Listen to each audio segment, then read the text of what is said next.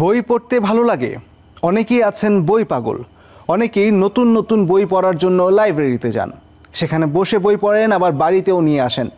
লাইব্রেরির বই যদি কোনো কারণে নষ্ট হয় অথবা ফেরত দিতে দেরি হয়, সেক্ষেত্রে জরিমানা দিতে হয়। জানেন তো, সাধারণত আর্থিক জরিমানাই করা হয়ে থাকে এসব ক্ষেত্রে। যদি বলি এমন একটি লাইব্রেরি আছে যেখানে এমন পরিস্থিতিতে জরিমানা হিসেবে অর্থ গুনতে হয় না, বরং নেওয়া হয় বিড়ালের কিংবা কোনো প্রাণীর ছবি। অবাক হয়ে গেলেন, তাই না? এমন অভিনব জরিমানার প্রচলনই রয়েছে ম্যাসাচুসেটসের অর্চেস্টার পাবলিক লাইব্রেরিতে।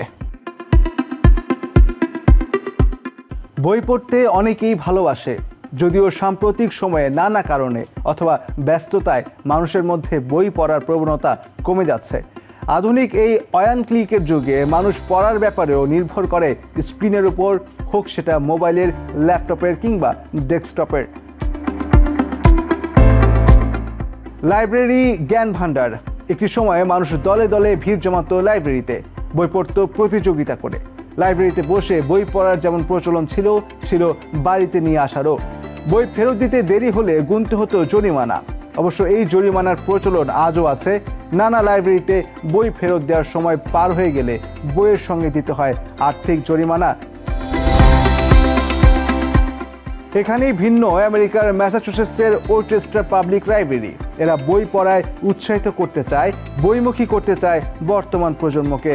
বর্তমান প্রজন্ম বিড়াল ভালোবাসে, পোষ্য কিংবা অ্যাস্ট্রে, ক্যাট মানি ভালোবাসা। বই, বিড়াল এবং অন্যান্য পশুকে এক করেছে এই লাইব্রেরি। বই ফেরত দিতে দেরি করলে এখানেও দিতে হবে জরিমানা। তবে এরা অর্থ গুনায় না, এদের জরিমানা হলো বিড়ালের কিংবা কোনো প্রাণীর ছবি। এটি একটি প্রকল্প যার নাম মার্চ মিউনেস। পাঠকরা বিড়ালের অথবা অন্য প্রাণীর ছবি জমা দিয়ে হারিয়ে যাওয়া, ছিঁড়ে যাওয়া কিংবা সময় মতো ফেরত না দিতে পারা বইয়ের ওপর আরোপিত জরিমানা আদায় করতে পারবেন। 1 মাসের জন্য অর্থাৎ মার্চ মাস জুড়ে বকেয়া জরিমানা থেকে ছাড় পেতে এই লাইব্রেরি এমন প্রচারণা শুরু করেছে। মজার ব্যাপার হলো, এজন্য যে নিজের বিড়াল থাকতে হবে এমন নয়, যে কেউ চাইলে নিজে হাতে এঁকে দিতে পারেন ছবিগুলো।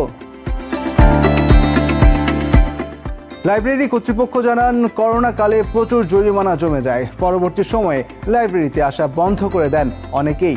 এমন উদ্যোগে বেশ সাড়া পাওয়া গেছে। প্রথম 5 দিনেই 4 শতাধিক পাঠকের জরিমানা পরিশোধ হয়ে গেছে। অনেকেই নতুন করে হয়েছেন লাইব্রেরিমুখী। নিউ ইয়র্ক থেকে সম্প্রচারিত TVN 24 টেলিভিশন বিশ্বজুড়ে বাঙালির কণ্ঠস্বর।